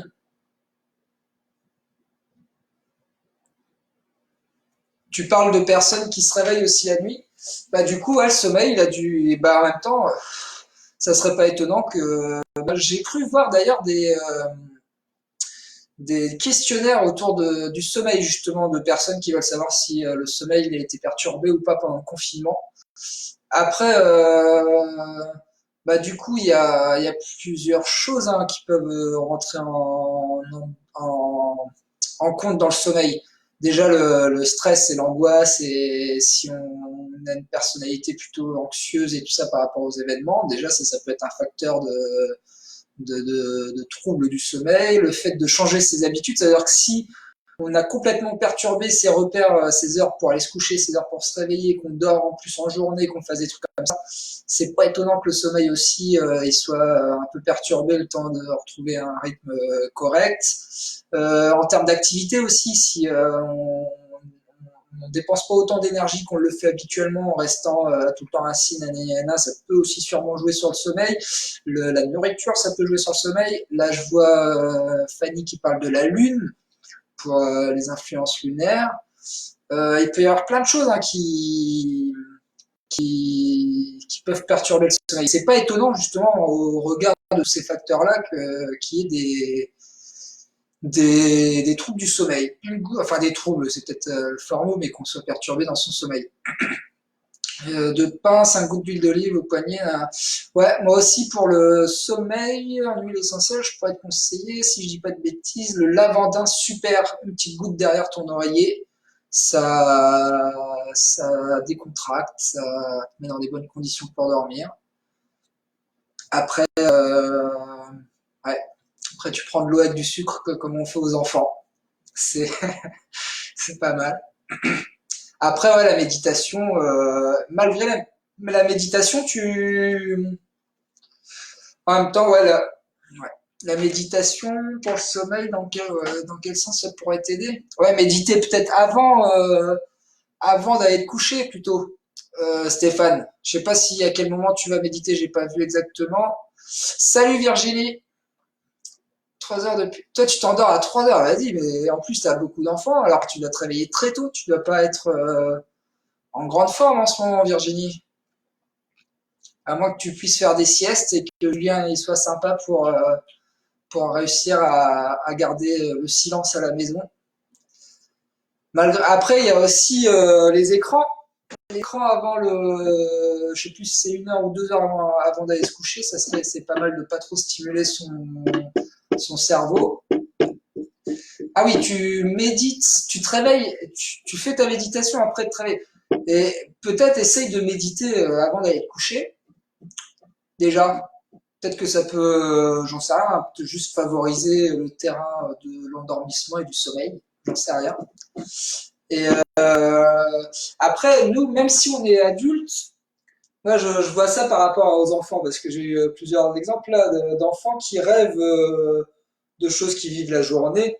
Et forcément, nous aussi, le contenu des informations, le fait d'être baigné dans les informations, le fait de couper les informations, ça peut aussi être bénéfique pour nous et réduire le côté angoissant même si on n'est pas dans l'angoisse, à avoir peur à fond. À certaines personnes, oui, hein, je vous assure que certaines personnes sont très angoissées, hein.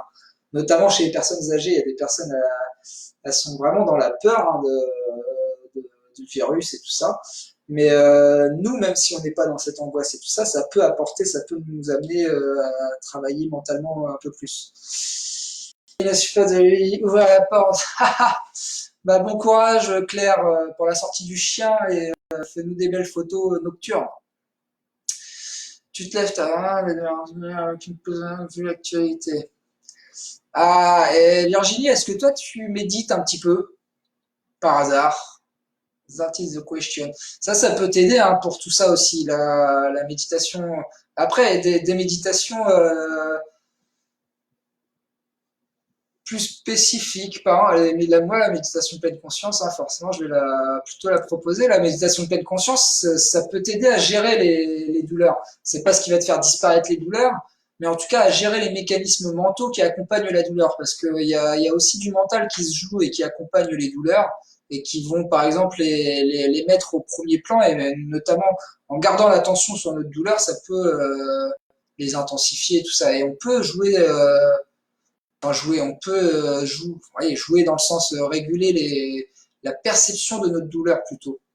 Du coup, après, il faut être accompagné dans les méditations pour travailler spécialement sur ces choses-là, mais ça se fait. Bah voilà, Virginie, c'est peut-être l'occasion de te mettre à la méditation, ça peut vachement t'aider, hein. Tu peux te renseigner sur la méditation de pleine conscience. Moi, je pense, ça peut être une voie. C'est utilisé même dans certains hôpitaux, hein, la Salpêtrière, ils utilisent les bases du MBSR et tout ça pour travailler sur ça.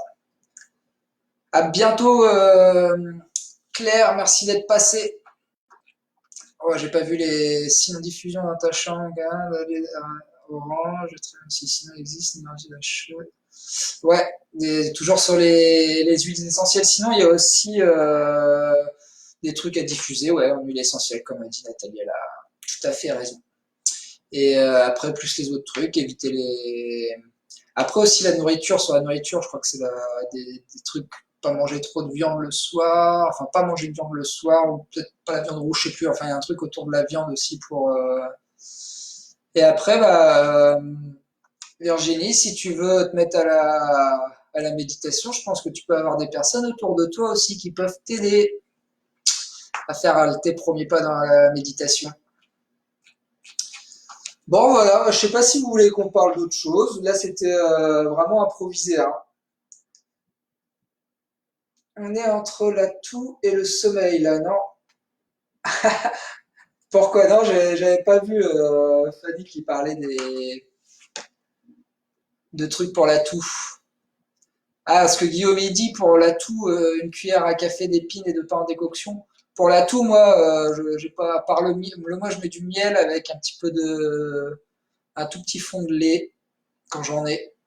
Et puis voilà, je le fais chauffer un petit peu et je le bois. Bah voilà, Virginie, alors t'as des cordes à ton arc pour essayer de vivre au mieux avec ces douleurs. La toux d'Olivier. On va faire. Bah, Olivier, normalement, ta toux elle va s'apaiser dans les jours à venir avec tout ce qu'on te donne comme conseil. C'est quoi la méditation de pleine conscience? La méditation de pleine conscience, c'est un concept, hein, c'est un truc qui a été développé par John Kabat-Zinn, un médecin dans les années 80 qui s'appuie sur la méditation bouddhique et qui a été validé par des protocoles scientifiques justement pour la gestion du stress et des angoisses dans un premier temps, mais aussi de la gestion des douleurs qui peuvent avoir lieu notamment dans les maladies chroniques, pour traiter aussi tout ce qui est lié à la dépression, à l'anxiété, à la prévention des rechutes dépressives. Et du coup, la méditation de pleine conscience, ça va rejoindre la méditation bouddhique, hein, dans les grandes lignes. C'est justement s'ancrer dans le moment présent un maximum en portant son attention sur des choses qui sont ici et maintenant, comme sa respiration, comme sur les perceptions de son corps. Éviter justement, enfin faire tout ça pour travailler justement son attention et aussi se détourner de son dialogue intérieur et pouvoir observer ses pensées, pouvoir observer ses réactions émotionnelles, mais aussi en termes de pensée face aux événements de la vie, face à ces choses-là. Et après, pouvoir justement mieux, c'est ce qui nous apporte une meilleure connaissance de nous.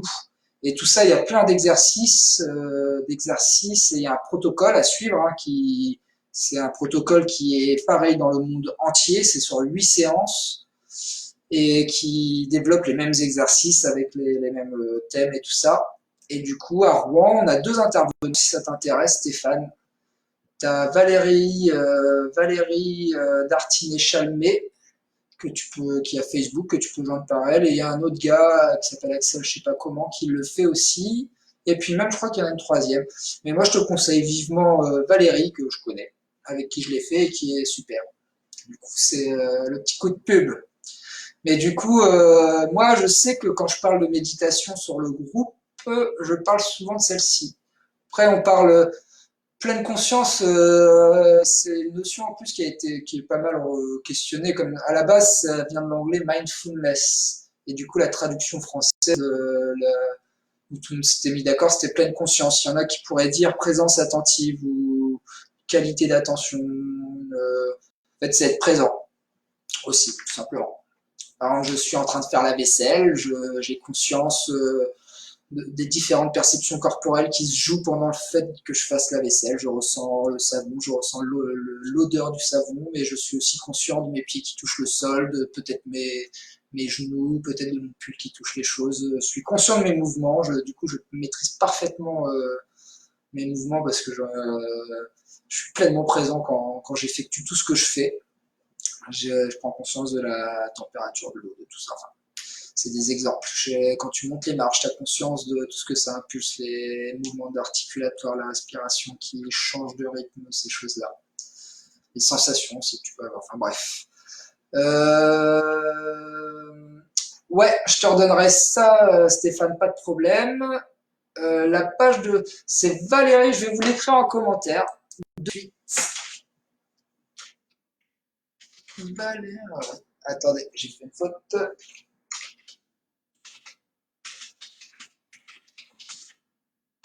toute façon, vous allez voir, vous allez retrouver sa page, ça va être écrit, c'est une psychologue qui fait ça. Et ça, c'est les personnes qui enseignent ce protocole-là, c'est quand même un truc c'est un truc assez pointu, hein. C'est pas n'importe qui peut vous enseigner le MBSR. Je vous le mets d'ailleurs MBSR. MBSR, c'est excusez-moi en anglais. Mindfulness Behavior Stress Reduced. Mindfulness behavior.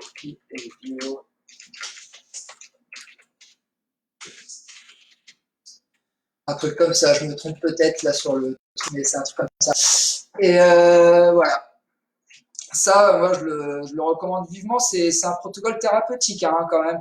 Mais je trouve que ça pose les bases de la méditation de pleine conscience et c'est une belle porte d'entrée. Et, bon, ça a un petit coup, hein, mais c'est intéressant à faire. Du coup, bah ouais, bah, je vous souhaite aussi à tous une bonne fin de soirée. Je vous remercie d'être venus. C'était cool. Merci d'avoir interagi comme ça parce que sinon, j'aurais rien à dire. Et, euh, Et voilà, j'espère qu'on en fera un quatrième. Sur les thèmes, du coup, on a été un peu éparpillés. Enfin, j'aurais peut-être vos réactions à chaud après le direct, mais moi, à chaud, je sens que j'étais très éparpillé, peut-être plus que d'habitude. Mais ça m'a fait plaisir de parler avec vous et d'échanger avec vous. C'est toujours sympa. Et puis, bah, c'est toujours positif. C'est ce qui est cool. Même si moi des fois, moi ça m'aide à rester positif aussi, hein, parce que des fois on a tous nos coups de mou et tout, mais rien n'est permanent sauf le changement.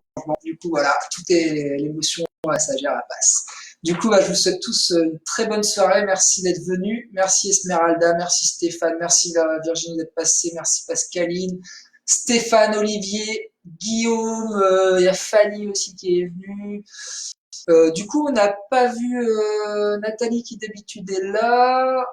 J'ai peut-être dû en oublier, je sais pas, et je m'en ai d'avance si j'en ai oublié. Mais en tout cas, merci à vous d'être venus. Et puis, on essaie de s'en refaire un quatrième avec justement Nathalie Vial qui a proposé, on a parlé sur mon mur, a proposé un sujet, je me rappelle plus c'est lequel. Du coup, je retournerai le voir et on propose des sujets sur une publication dans le groupe à un moment donné quand on le sent. Moi, jusqu'à vendredi, je suis disponible. Du coup, je peux refaire ça d'ici là. Du coup, voilà. Allez, bonne soirée à tous. Ciao.